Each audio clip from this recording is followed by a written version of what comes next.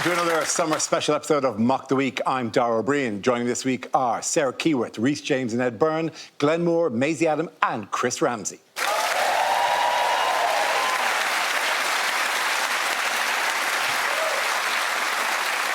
We start tonight with a round called If This Is the Answer, What Is the Question? On the board are 6 categories. Maisie, which category would you like? Sport, please. Excellent. Your topic is sport. If the answer is 5.5 billion, what is the question? Is it, since I was last on Mock the Week, how many times have people asked me, how's life in the dip? It's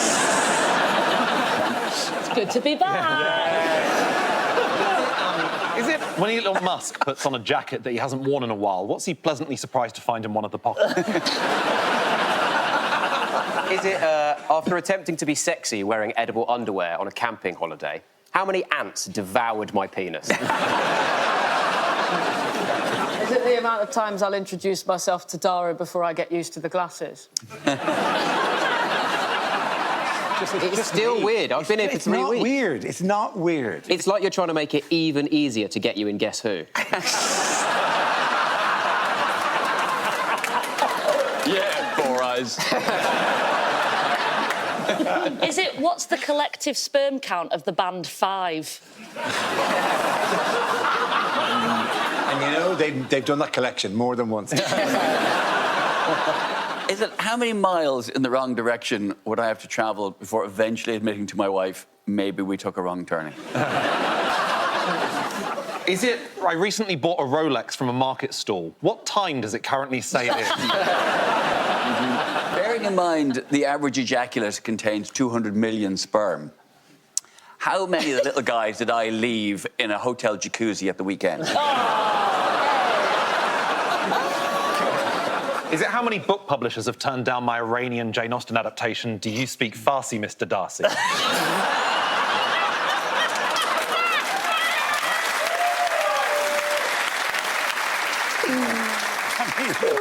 So many questions answered by the title. Imagine if that was the answer and we had to now talk about that.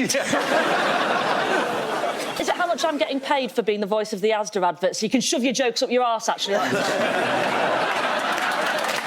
Before you get there. It's a very reputable brand. Is it how many comedians started a podcast with their wife during lockdown? Stupid idea. It'll never catch on. Yeah. No. I don't know why I started a podcast with your wife, Chris. Is it how many horses have there ever been? I wish that was the story. I wish somebody had counted all the horses, just dug up all the bones and gone. What's the average number? You're out there, weren't you? Right, because 11 billion is the biggest number. It's the biggest number, so you think. It is the biggest number. Does anyone have the correct answer, please? Is it World Cup related? It is World Cup related. Is it what the expected viewing figures? It's absolutely right. Thank you very much, Glenn. That is indeed.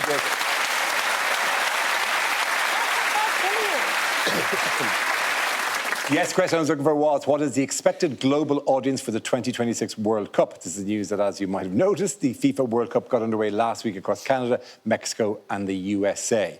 Obviously, that's nonsensy, 5.5 billion, because that would be the total population of the world, minus India and men who don't like watching women present sports programmes. Well, I mean, even just proportionally on here, sitting at this desk, how many people aren't going to bother watching the World Cup?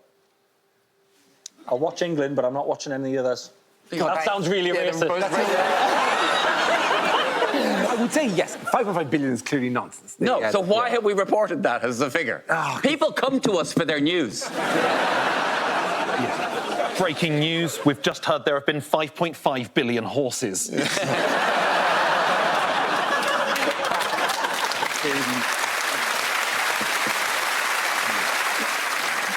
I would watch Scotland because I'm a big fan of Scotland. In fact, I'm planning a big tour. I'm planning a holiday around Scotland. I've got a mate in the SNP who's got me a good lead on a camp plan. The thing is, though, there's always this stuff, but stuff keeps coming out about England. They keep leaking everything. They keep leaking the team, and they're, like, leaking all the stuff that's going on in the camp. They keep saying, like, England are eating baked beans for dinner. But they always do it, and they say it's been leaked by a camp insider. It's really hard to hear that and not just imagine a really camp guy. You'll never guess what Harry Kane has for dinner, honestly. He gets You'd think you'd want something more substantial, wouldn't you? I'm giving too much away. Surely beans and sausages. I'm not the only person who's been insider. What's the big sound in terms of how the games are being played at the moment? That everyone's talking about how the matches are stopping and starting. Oh, hydration breaks. Hydration, yes. Hydration, yes. That are definitely not for the adverts. No, not definitely anyway. not so that they can do player welfare. No, How dare you player even welfare. suggest it's right? But you can't complain about it because FIFA, who you never want to give the moral high ground to FIFA and go, do they need these? They're going, do you want the players to die? They use language like, they need to take on water, like that scene in Free Willy where they have to keep hosing him down. Just Harry Kane now. I like the adverts. Because if it's ITV, then it's adverts for, like, cars and TV shows. I mean, when it's on the BBC, it's like, what if Gareth Southgate looked like Joseph Fiennes but sounded like he had a head injury? I just keep getting adverts for Asda with that really annoying voiceover. Call a lawyer. Call a lawyer. Someone better be making a lot of money off that thing. The other technological advances is RefCam, in which there's a replay shown directly from the ref's head as he swivels around, giving motion sickness to everyone at the party. It does feel very American that the ref is wearing a body cam. I've heard a rumour that it switches off when he books a black player.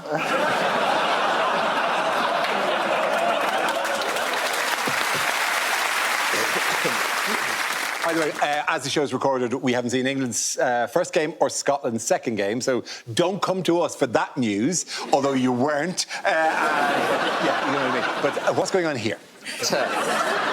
This is so bad. It's the squad sort of photo for England, but they do sort of look like a choir. I've never seen Harry Kane look so much like Gareth Malone. It looks like the finalists for Young Estate Agent of the Year. Also, just like, John Stones clearly didn't get the memo that this is a very serious photo about men's mental health. He's the only one just doing a big... It's like a proper smile. He's the only one who heard, now let's do a silly one. Of all the types of adverts, this feels like the aerial shot at an end of an advert where they're like, we're all British Gas. It looks like the punnet of blueberries in my fridge, looking at us every time I go in for my 5th pepperami. Yeah. I like the tone they've gone for. They've gone for ants when you pick up a rock.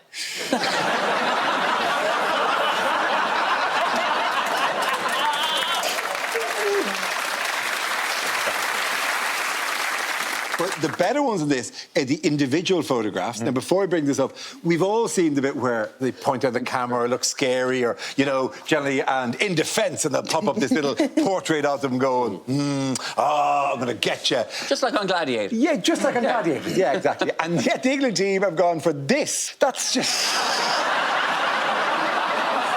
It's every comedian's first Edinburgh poster. Yeah. Who did the photo shoot? Adele?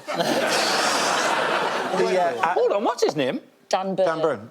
Do you play for Newcastle? Yeah. Yeah. Oh, my kids used to go to the same school. OK. Sorry? Sorry, your That's kids... how old are your little I know fucking about kids? football. Our kids went to the same school for a little while. As him? As him. He's like 36. He must have that by now. His kids and my kids. Oh, sorry. Right. His children and my children. I know they say footballers are dim, but I didn't know they get held back that many years. I mean, that does have the air of, I don't like history. Well, it's a very moving photograph, this I want to know what love is shot. It's probably not as whimsical as the one of Anthony Gordon. No. Oh. Do you mind if I... Sorry. My barber never knows what I mean when I ask for the lesbian nana.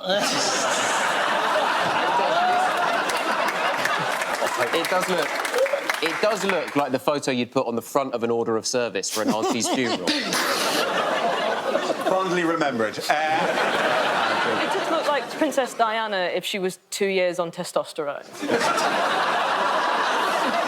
Non-binary. And who's to say that wouldn't have been the next chapter? If she lived long enough, I'm sure she would have found herself somehow. Although it's a different kind of awkward to Rhys James, not that one, but this. Oh, bless him. He looks like he's in table football.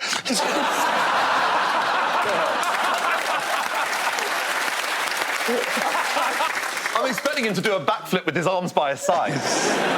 He does look like he's just come downstairs and gone, Mum, I've been sick. How do you feel?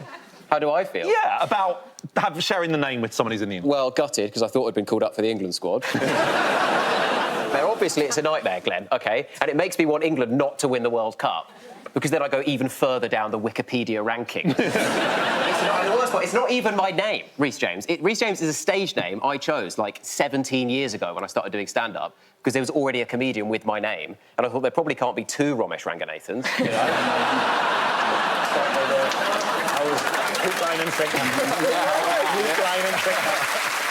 Meanwhile, what record have Scotland fans reportedly set at the World Cup? Well, reportedly. Loudest cheer, 120 decibels. No proof. It's up there with the 5.5 billion figure. Yeah. It is impressive to be the loudest in America. Yeah. Isn't it? That's like quite an achievement. It's like being the horniest in the Bonnie Blue queue. It was when they were singing the national anthem, Yeah, wasn't it? And I think, we would sing that loud if our national anthem wasn't about begging God to protect an elderly racist. But also, it's true, because we don't know our national anthem. It's like, this is how loud you can be if you know the words to your national anthem. Yeah. And half of us are confused about King or Queen. We don't know the second verse. Tell me about like, it. if it was...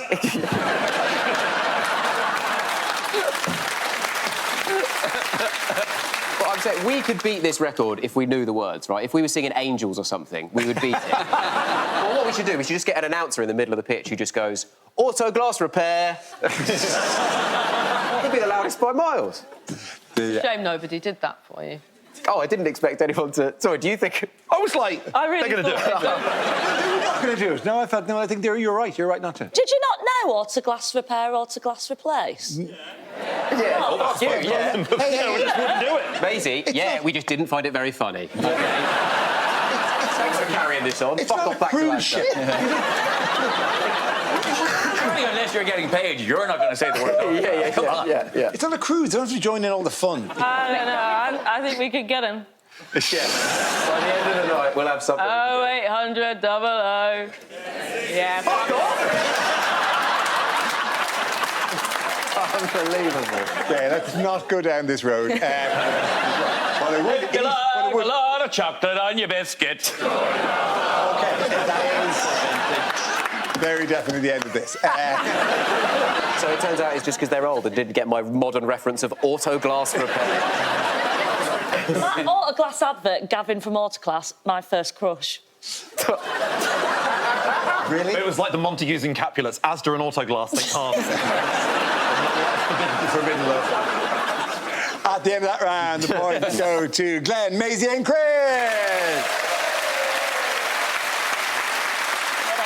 Join us after the break for more Mock the Week.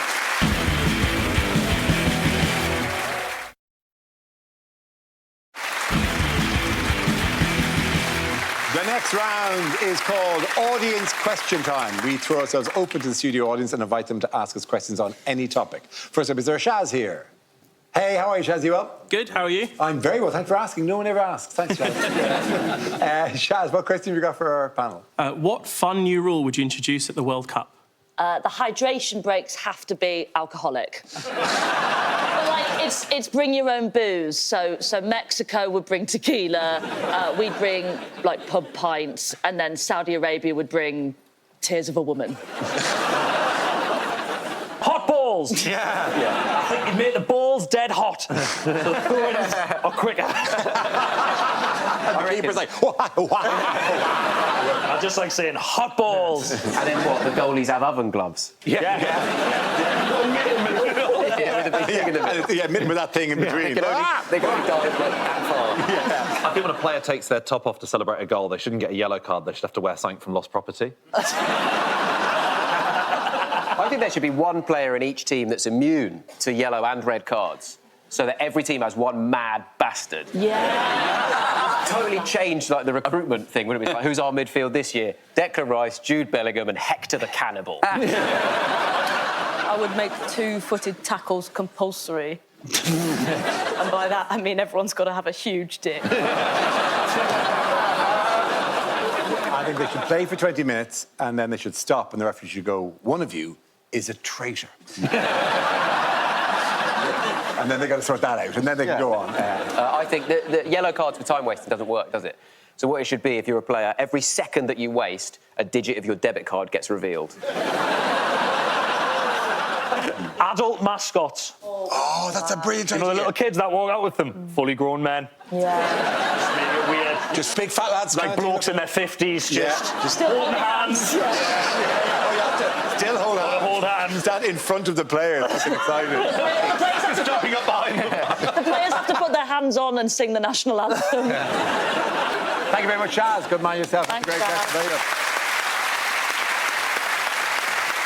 OK, next question. Where's Anthony?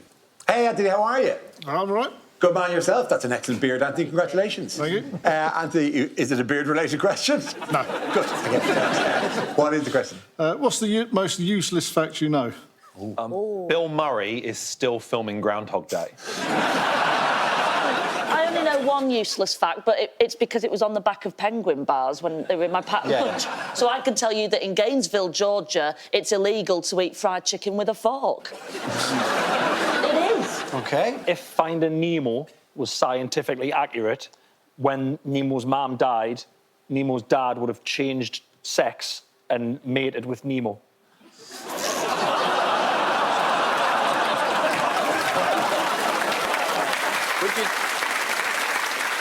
Which is actually the plot of the porno version, Grinding Nemo. I'm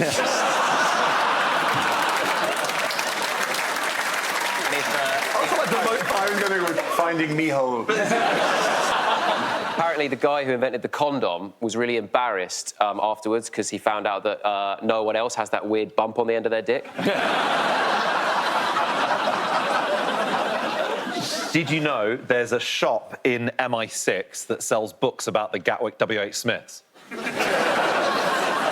My favourite little-known fact is, in Spain, in 1998, Ed killed a hitchhiker with his car. I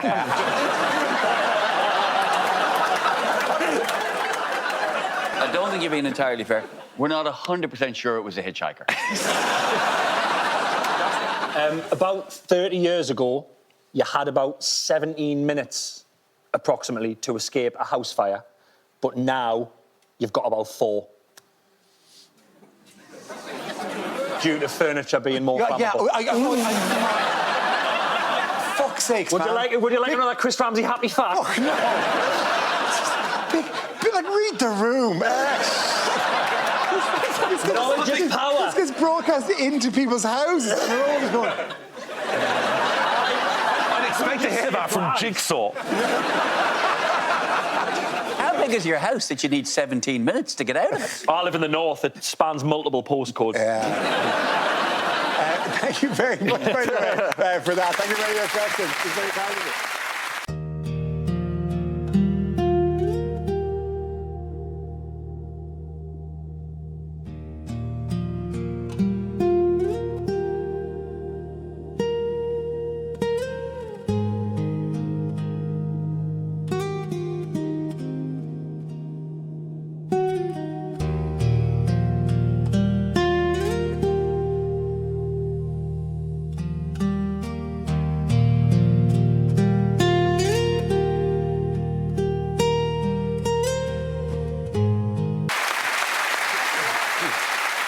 The next round is called Extra Time and Penalty. This game involves Glenn and Ed, so if you could make your way to the performance area, please. This round is a standard challenge. I launched a wheel of news, and wherever it chooses to stop, one of our performers must step forward and talk about that subject. The winner is whoever I think is the funniest. OK, let's have our first topic, please. And the first topic is parenting. Who wants to come in that? Glenn. I think I'll always remember one of the scariest days of my life. My wife was in the bathroom and she called me in, and next to her, lined up on the side of the bath in a row, with 3 pregnancy tests. Positive, positive, positive. And I just thought, Jesus Christ, it's triplets. I can't. Actually, do you know what? This is the right time. This is possibly the right time to have a kid. I'm with the right person. I know I'm with the one. I'd taken the advice of Sir Mick Jagger. Mick Jagger gave an interview many decades ago where he spoke about finding the one. said that over the course of his life, he thinks he slept with 1,000 women, but he wishes instead he'd slept with one woman 1,000 times. And I think that's sweet. I wish I'd slept with 500 women twice. Yeah, I think I'd have really enjoyed that. I've got lots of friends who are parents, and they're different kinds of parents. Some parents are very, very ungrateful. I've got parents who complain all the time. Every time their kid throws a tantrum, my friends will be like, oh, God, this is the worst thing that's ever happened to anyone. And you go, well, no, have some perspective. It's the 21st century. This is not the worst thing that's ever happened to anyone in the world ever. You've obviously never had an erection in a kilt. It's not the worst thing. I mean, some of my friends are too grateful. Some of my friends are too enthusiastic as parents, you know? I've got friends who have got the enthusiasm of the parents in a kid's cartoon, you know? Some of my friends, they're enthusiastic as the parents in Bluey. That's not a good thing.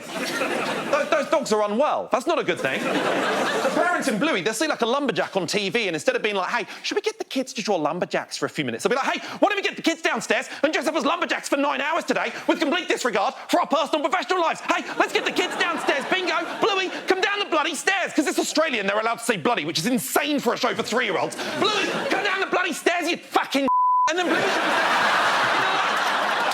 dance around like lumberjacks for 9 hours. That's not even the most unrealistic bit. The most unrealistic bit is at no point do those parents say, fuck this, whack on the TV and just watch Bluey. Thank you. Thank you very much, Brad.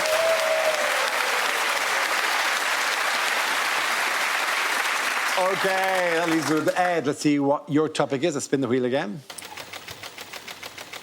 And the topic is fitness. I'm not particularly fit, I have to admit. I run. I mean, that's what I do to try and stave off the cold hand of death. Running, which is as boring to talk about as it is to fucking do. It's, and I'll get tricked into talking about it. I'll be at a party. I won't. I'll be at somebody's house because their kids go to the same school as my kids. And so they'll go, hey, you're quite trim. What's your secret? Oh, well, I run. Oh, really? I run too. Oh, God, we're talking about it. Oh, no. Do you run a long way, but not very fast? Do you run quite fast, but not very far? Do you do intervals? Intervals are good, aren't they? Run fast, then slow, then fast again. Oh, kill me now. Kill me now. Kill me now before someone who does triathlons joins the conversation. Oh, my God, because you're the worst. Triathletes, your 3 flavours of boring you are, aren't you? The Neapolitan ice cream of tedium, the triathlete.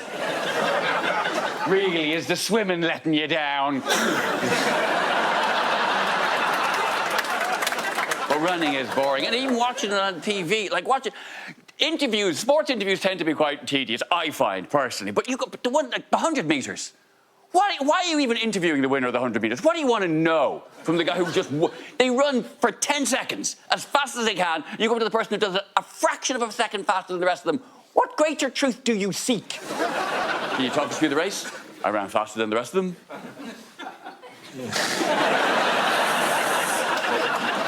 What was your strategy? Start fast, keep going fast, finish as fast as I can. How do you feel to have won? Happy. I was hoping to win. Things have really worked out, if you ask me. Yeah. You realise this interview's now gone on longer than the race. You know that, Did you see the race? You did. Well, then you probably know more about the race than I do. I was in front. I didn't even see what the rest of them were doing. You know who you should talk to? The guy who came in last. He saw the whole thing. Very good. Very good. At the end of that, the points go to Evers. Well done. Join us after the break for more Mock the Week.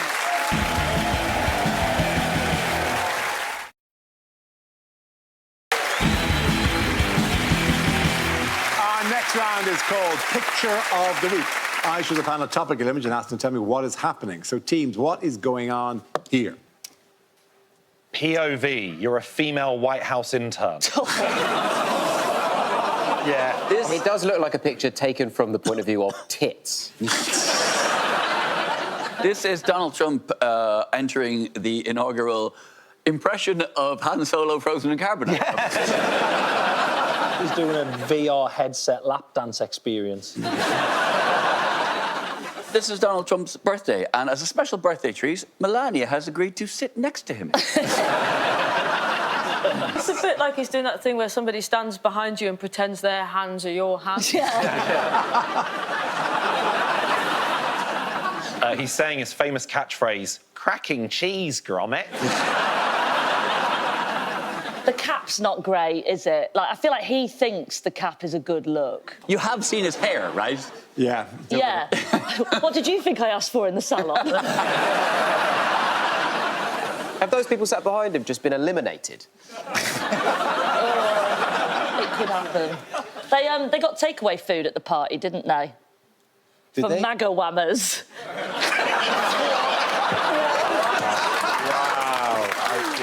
I love that. I mean, yeah. And then they all went on holiday to Magaluf. What did they watch on the plane there, Dara, I hear you ask? Madagascar! I mean... I'm on tour in September. Is What if this is how we find out Maisie's like, I'm having a maggot stroke right now? I can't believe you're on tour in September and you're burning all your gold and...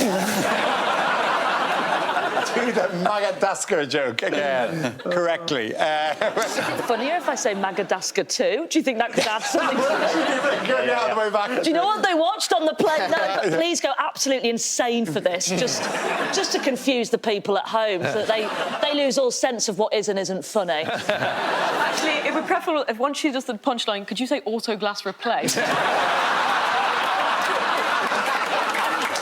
Okay, wait. And you know what they watched on the plane over there, Dara? Madagascar too.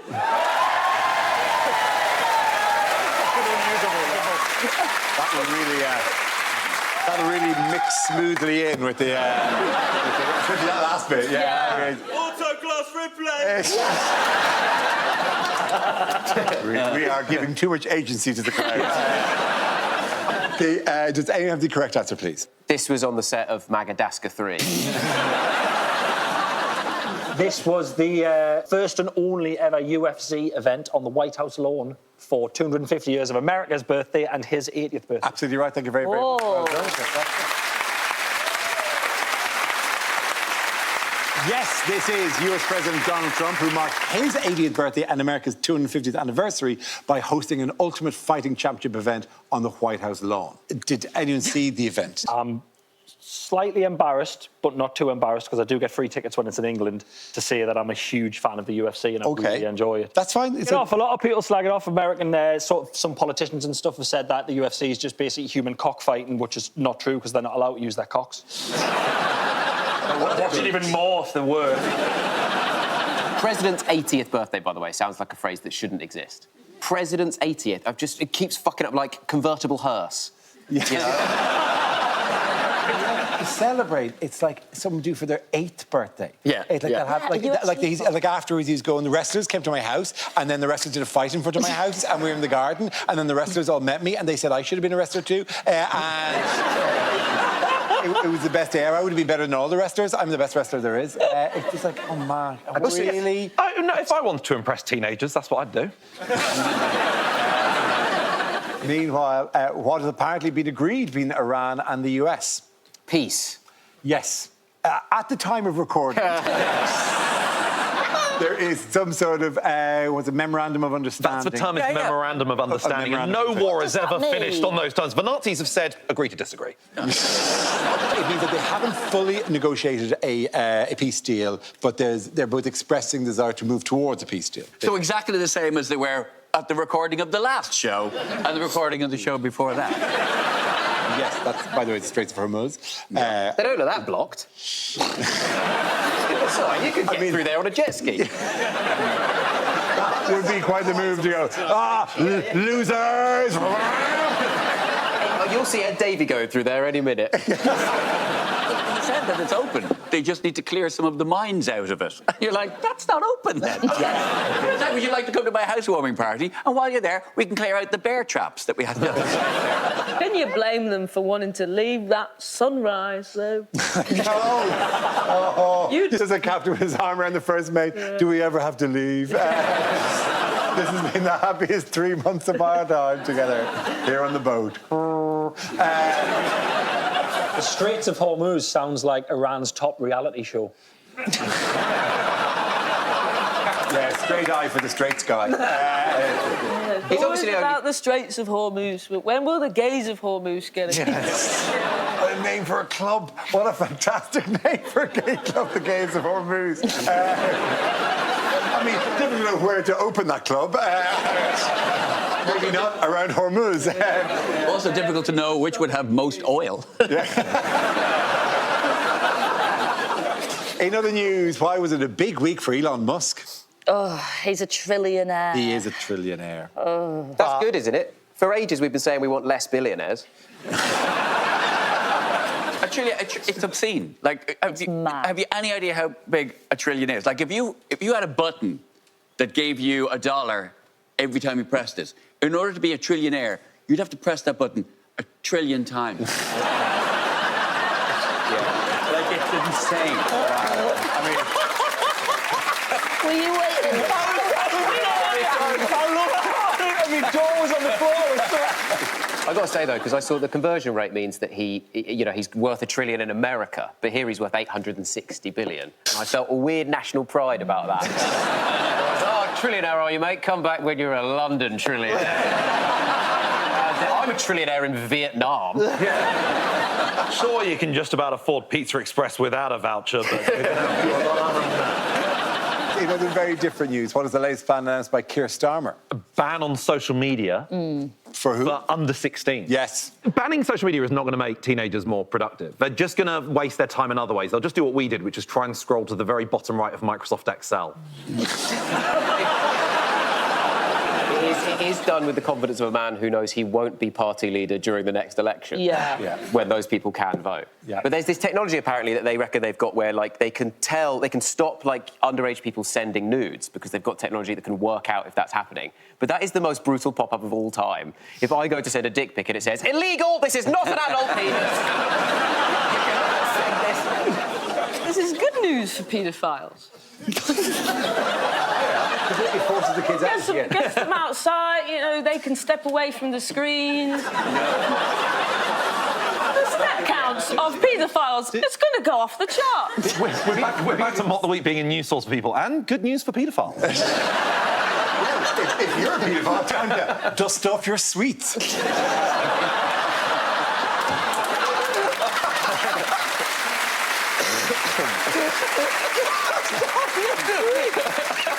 Oh, I hope that goes in. Out of context. Oh, just that clip for the last moment of Instagram. That'll be the last clip that ever gets posted on Instagram. If you're a paedophile, time to dust off your sweets. But the whole thing gets shut down. I did have a conversation with a teen in my own home where I said, they're getting rid of all your social media. Why have you said that like that? Yeah. All right. Of mine. I had a conversation with a teenager of mine. Is that even Yeah, still, yeah. That's so weird. Anyway, where I said, Why don't you know how to say your child? I just... because I had a conversation with my child. I have a number of them, OK? Show us on the doll where you spoke to this child.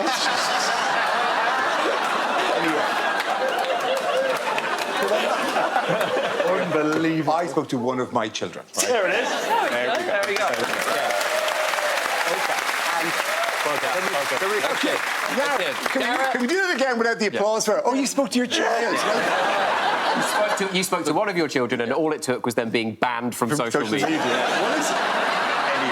I had a conversation with a child of mine about this going, and like partly it was them going, oh no, we can't go on Blue Sky, boo-hoo. But I said, and I was chatting about social media. I said, are you on Instagram? He said, yes. And that, which was a point at which to go, well, look, just don't forget that algorithm is just going to feed you stuff, like whatever. Take a break from that stuff. Don't believe the lifestyles that are portrayed on that, like whatever. Be wary of all the things you could say as a parent, right? Existed in that moment. And instead, I went, do you follow me? At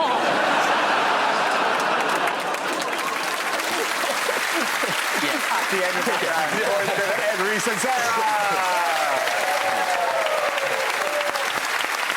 Join us after the break for more Mock the Week.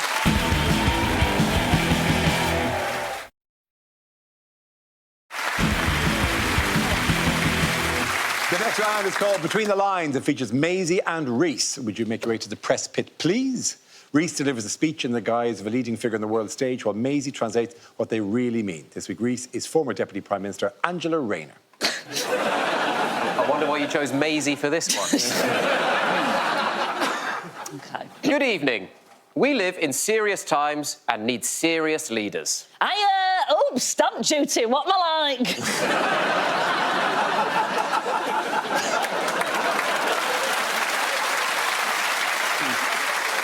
It's great we can finally do this round without an accent being offensive. Yeah.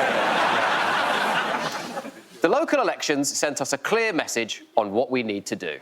Apparently, we need to fuck off. My motto is party first, ambition second. Woo! Party! Turn it up, DJ! Hands in the air, everyone! I am convinced that I can take the fight to reform. I've challenged Farage to a scrap in a Wetherspoons car park. With me, what you see is what you get. Unfortunately. People say I drink too much. No, that's just fucking bollocks. Such a good head of hair. Good God. It's like an art at Christmas, isn't it? I am someone who knows what they want and how to get it. Vodka and Southern Comfort, 2 blue wickets and a bag of steak McCoys, please, love. It's the most northern you've ever been, this, isn't it? I feel like I've stepped into the Coronation Street Live experience. I am open to working with Zach Polanski. Sounds like he can save me money on another boob job.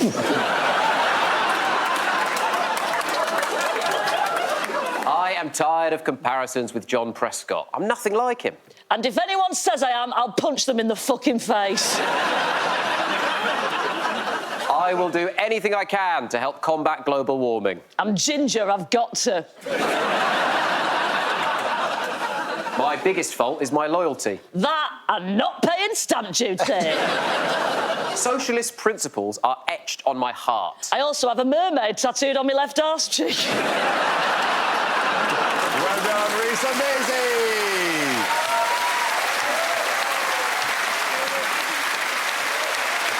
Now we come to scenes we'd like to see. So if everyone can make their way over to the performance area, I'll read out this week's topics and we'll see what our panelists can come up with. OK. Here we go. The first subject is unlikely things to hear on a nature show. Want to see the most dangerous animal on the planet? Look in the mirror.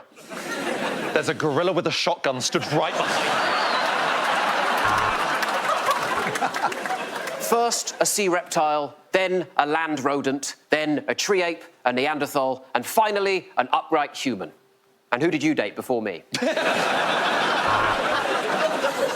The ant colony functions like an incredibly complex machine, each ant with its own individual role to play. Now, watch as I pop the kettle on.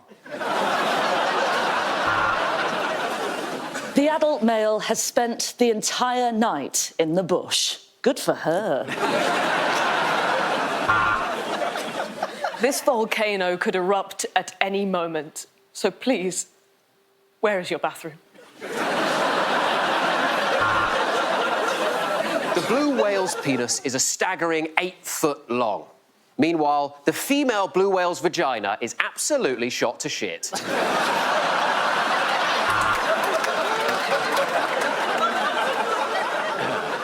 Is there a sadder sight in all of nature's world than a bald eagle with a comb over? What's the collective noun for a pack of mature beavers? The WI.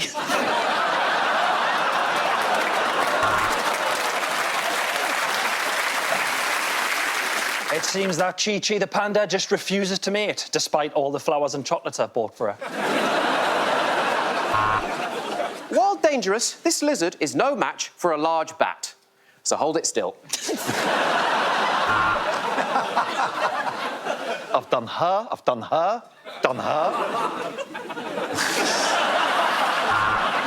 The female says no, and the male respects it.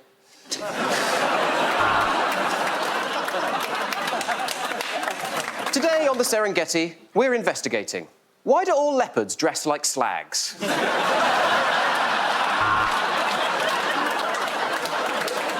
This relentless predator has finally been dropped from his publisher.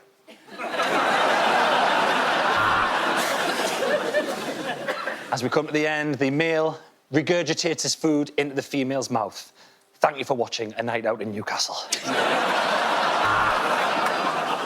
This week on The Real Houseflies of Cheshire.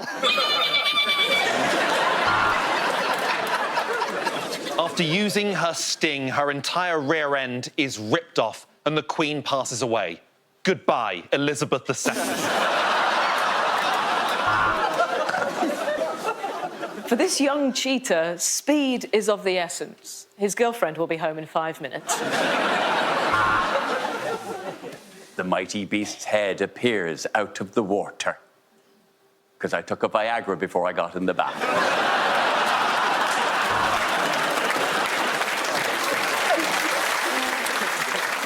The results are in, and you are the father. You're also the mother. You're a seahorse. Well, standing here, you realise how small you really are. And that's why I won't be coming back to this nudist beach. The next topic is commercials that never made it to air. Wow. 0 to 60 in just 5 seconds? This baby's aging really weirdly. Autoglass repair. The new Pringles fleshlight for people who fucking love crisps.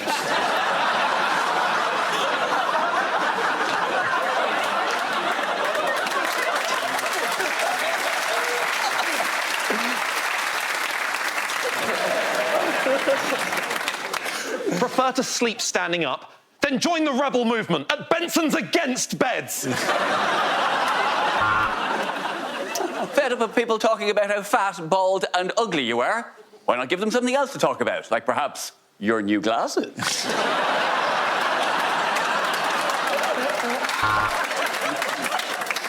If Carlsberg did birthdays, they'd probably be the best birthdays in the world. Unfortunately, we do beer, and it's shit. Some stains are impossible to get out. I used to spend hours washing bed sheets, underwear, and even socks. And then I became a lesbian and everything changed. We're actually really trendy now, and who am I kidding? Skechers for when you've just given up. Ozempic, you're still a fat, lazy prick. You just don't look like one anymore. First, we brought you the manna file, the nail file for your fingers. And now we bring you the the toe one, the one for your toes. Drink Guinness for when you want to turn your shit to tar.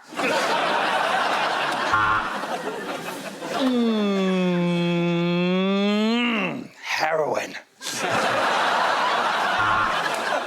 Because you're worth it. Not you, Yminga, him. 4 out of 5 dentists recommend our product. And the one that didn't, we knocked his fucking teeth out.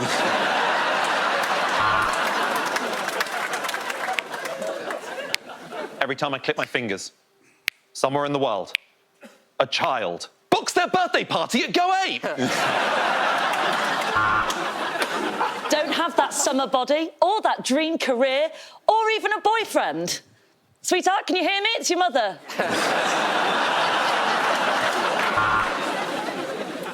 Maybe she's born with it. Or maybe you gave it to her.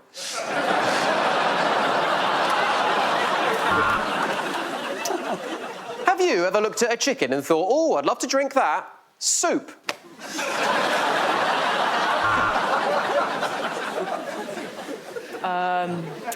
It was a really dark night, and the conditions were pretty awful. It's foggy, and I shouldn't have driven, really. I was very tired, and he just came out of no huge bang, and I knew he went over the bonnet, and he was dead on impact.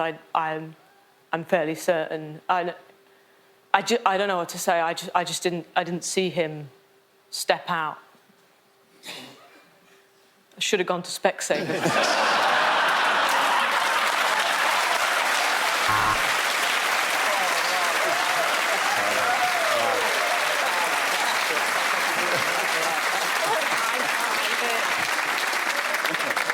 Just do it. Dignitas. Why are my legs so smooth? They're prosthetic.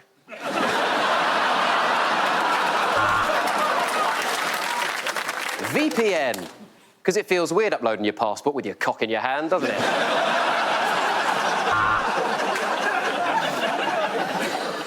Do you suffer from erectile dysfunction? Or has she just let herself go? At the end of that round, the points go to Ed, Rhys and Sarah.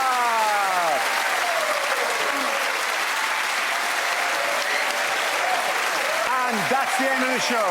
This week's winners are Glenn Moore, Maisie Adam and Chris Ramsey. Commiserations to Sarah Keyworth, Rhys James and Ed Byrne. Thank you for watching. I'm Darrell Breen. Good night.